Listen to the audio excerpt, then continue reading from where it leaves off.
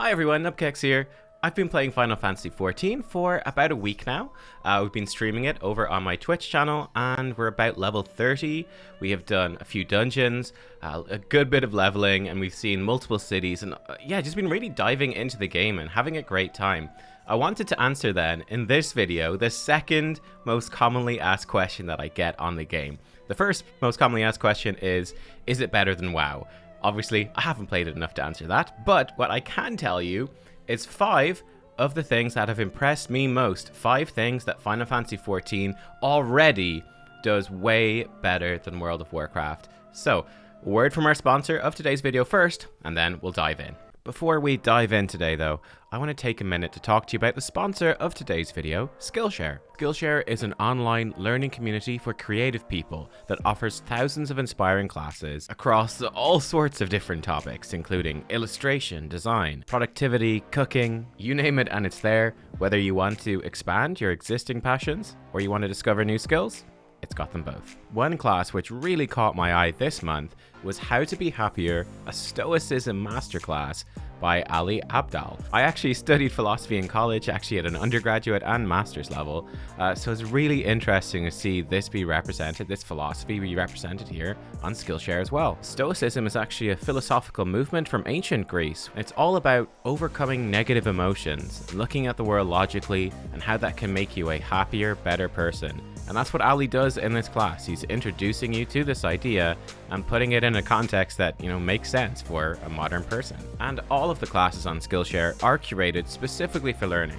There's no ads, they're always launching new premium classes, so you can stay focused, follow wherever your creativity takes you. And some really good news actually is that from now until September, there's a special offer for those of us coming to Skillshare through YouTube, where you can actually get a 1-month free trial of Skillshare. So that is available to the first 1,000 of my subscribers who click the link in the description. So if any of that stuff sounds good to you, click that link and give it a go. And there is just so much content on Skillshare. I think you'll be really blown away by all the stuff that you can see and check out in that free trial. So I really do recommend it.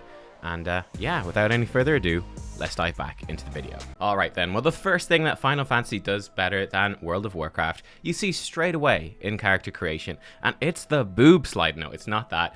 It's the character classes, okay? It's the character classes, because you're not stuck with your starting class in Final Fantasy. No, you can actually swap in-game by doing an intro quest and joining that particular guild. You can actually swap to any of the different classes, any of the different jobs in the game. You can go and do that. So for example, for me at the moment, I'm playing as a pugilist, which becomes a monk then later on.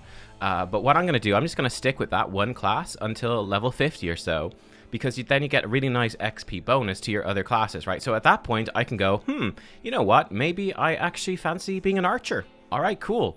I'll go and I'll do the quest to join the archer. So I'll become an archer, and I'll be back at level 1 as an archer, but I'll get an XP bonus because I leveled up my other class to a higher level. And then I can go back and I can do the side quests that I missed. I can do some of the daily quests that are around there. There's things kind of like world quests in the areas, just random events popping up that you can do for XP as well.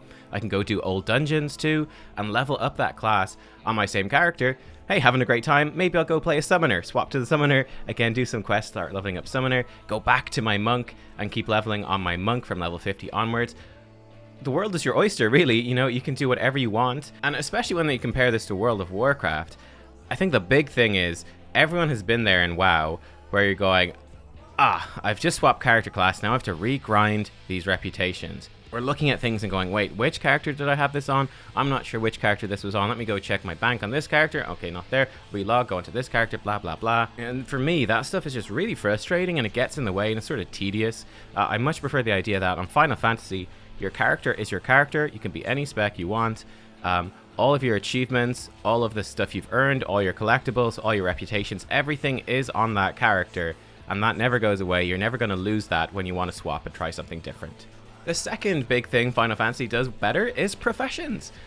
This isn't too hard. Obviously, professions in World of Warcraft have been sort of struggling a lot for a very long time. But the first crazy thing that Final Fantasy does is actually lets you live out that sort of roleplay fantasy of being a crafter. Right, being someone that's focused on crafting, because just like the character specs, right, just like the combat jobs, you can actually do any profession in Final Fantasy on the same character. You can do them all on the one character, swap between them. Again, they've got quests tied into them. You have to work with that particular guild, level that class up. On top of that, now this is something I haven't got to test out for myself, but from what everyone on the stream has been saying, apparently the actual crafting is very active, right? It's very, very active. It actually works very much like just a normal class does. You have a crafting rotation. You have a rotation of abilities. You have to do your rotation properly to actually craft stuff. Things get more difficult, which sounds really intriguing. It sounds really, really interesting. Now, I haven't got to try it out myself, but from what people are saying, there's a ton of gameplay in there. And you can go in and, you know, do some carpentry stuff and, you know, go make some bows, build things for houses, whatever, then swap to mining, go out and do some mining, swap to tailoring and come back and make some clothes. You know, you could do all these sorts of things on the one character. You could legitimately sit down and just play the game to craft and have a really, really good time doing it. The third cool thing this game has is G-Pose. I think the closest thing you've got in WoW is the selfie camera. A little bit of a yikes there. But what this is like, it's a photo booth mode in the game, right? It's this really, really developed photo booth mode. I've been playing around with a bit and I'm really just dipping my toes into it, but you can take these incredible pictures in-game using this mode. You can change the frame of the picture, you can completely manually adjust the depth of field, what it's going to show. You can freeze characters in different poses. You can do this with your group as well, with the people you're playing with. You can take pictures together. You can take it with NPCs. You could, for example, go into a capital city and try take a picture with everyone in it, or you could set it to exclude actual players so you just get the NPCs. Whatever, there's just so much you can do here. All the different filters. I don't know, it's insane. This is actually insane. There's so much here. I'm using this now to make all the thumbnails for the stream VODs that I put up on YouTube. But this is just a really cool thing to go and just have fun with, right? Go and take, you know, you find a cool new boss, right? Or you find a really cool area, or you're just having fun with your friends. You know, go take some awesome pictures to really capture those moments. The fourth thing Final Fantasy does better is mini-games. I actually did this in my last stream. It's actually not currently up on YouTube. It'll be out in the next couple of days or so, I think. But I actually went to this area called the Gold Saucer, which is kind of like the Final Fantasy version of the Dark Moon Fair, I suppose. But it's way better. I'm going to be honest, it is way, way better. You have carnival style games, kind of like timing sort of mini games, like throwing basketballs and hoops, that sort of thing. You've got lotteries, which is really cool. You've got daily lotteries, and you also got a much, much bigger weekly lottery. So that is awesome. Just come in and try that out. There are races that happen periodically, these periodic events. I did one of these, it was like a platforming race. That was really fun. There is a weekly transmog contest.